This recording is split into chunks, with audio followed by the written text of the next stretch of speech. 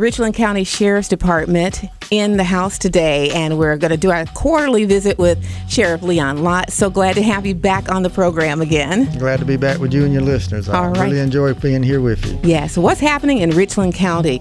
You want to start with some of the most precedent things that are going on in our community with Richland County. Well, our gun violence. We've been focusing a lot with gun violence with our young people and trying to address it by more with education than we are with enforcement. We're going to do enforcement. We're going to arrest those who are legally carrying guns, but we're doing so much with education with our schools, going in and doing the DARE program and working with our young people and trying to educate them on that gun is not the answer to anything, and let's don't play with guns, and let's avoid gun violence. And very encouraging by what I see when I go to a DARE graduation and just how the young people are really grasping it, because they're hearing now about the gun violence. They know someone who's died or been subjected to gun violence, so they know it's something serious. So we're giving them those educational tools they need. Well, let's talk about how these kids are getting guns in the first place. From us. When I say us, that's adults who leave them in their vehicles, and we leave our vehicles unlocked. We have that almost every night where young people will go through a neighborhood and they'll just try to open a door, and if the door opens, they'll go in and see what's in there, and a lot of people leave their guns in. So we're finding out a lot of guns are being stolen when somebody goes into an unlocked vehicle that a gun's left in. So we can stop that. That's real easy. And when I go out and do talks to groups, I'll have everybody pull your keys out. Everybody get your keys out of your pocket or your pocketbook. I said, now push that button that locks your car. Now see how easy that is. It's easy. It doesn't take but a half a second to do that. But we get lazy or we're getting complacent, so we just have to remind people, let's keep our vehicles locked and don't leave your guns in any vehicle at all. Right. And, I've been really pondering this whole question a lot. People always tend to think that the police department has a responsibility to take the criminals off the streets. But you know what? When you really think about it and you go back to the source, these kids have parents. Right. We have some adults who live in a house with children, and they're not parents. They're just an adult, and they try to be the child's best friend, and they're not a parent. A parent knows where your child's at all the time, and it just amazes me when we catch a 14, 15-year-old out at 2 or 3 o'clock in the morning, and I want to go, where's the parents? Why don't the parents know where to? And you can be a one-parent family, but the key is being a real parent. That's involved in your child's life all the time. And I have a 16-year-old daughter, and I tell her, I'm not your best friend. I'm your dad. You don't have privacy. That phone, you don't pay for that phone. That's my phone, and I allow you to use it. So you have to be that way, and that's a sign of love. Kids want you to love them. That tough love, and it's tough love. And they want rules and they want boundaries, and you have to set them on them sometimes. And that's one of the discouraging things is that we don't have parents out here like we used to have parents, and that keep up with their children. So we have to step up as a community. So when a parent doesn't do it, a community has to do it. A church has to do it. A school has to do it. These kids are our responsibility. So, we have to work as a team to see what we can do to protect our children. Okay. Talk to us about threats being made at school and how Richland County addresses it. We take them very seriously. That is not a joking matter to joke about. I'm going to shoot somebody at a school, or I'm going to bring a gun to a school, or I'm going to do something bad at a school. You can't joke about that. That is not a joke. We take it very seriously. And when you post something like that on social media, or you tell someone about that, we find out about it. And that child's going to have to suffer the consequences. And all too often parents say, well, they were just joking. That's not anything to joke about. With violence that we've had in our schools and too many young people lost their lives in school, we have to take them very seriously. So we investigate every single one.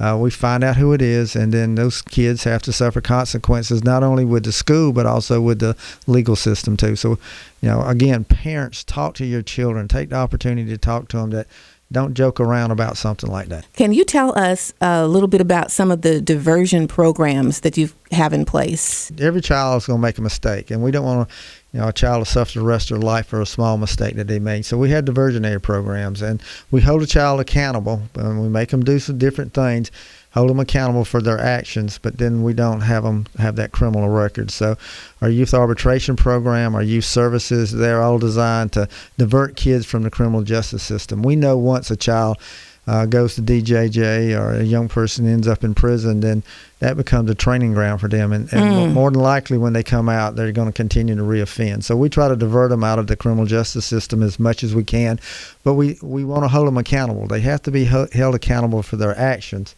but let's do it in a way that they learn from it. Use it as a learning opportunity and not something to destroy someone's life. Okay.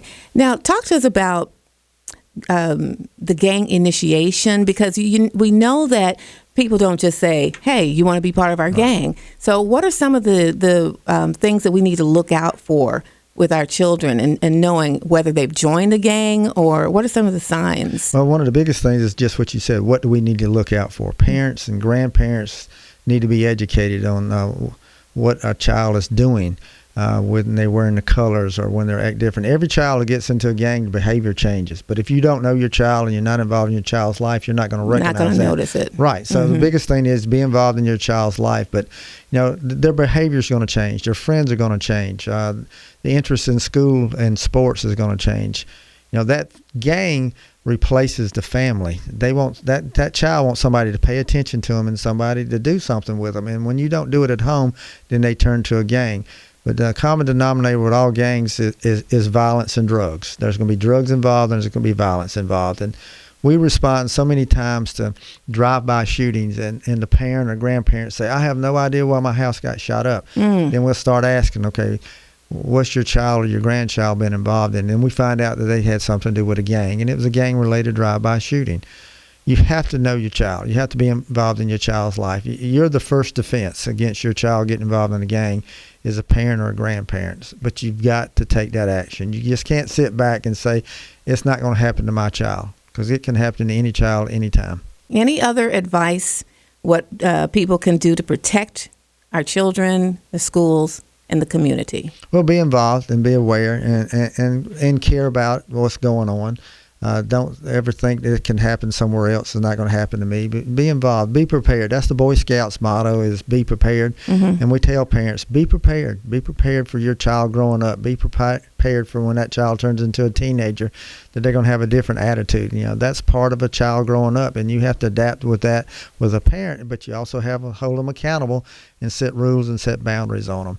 Sheriff's Department is always available to help you. Our Youth Services Division is there to help you learn how to be a parent, be a better parent, give you parenting skills, give you reinforcements when you need them. We're there. All you got to do is call and let us know, and we'll be there to help you out.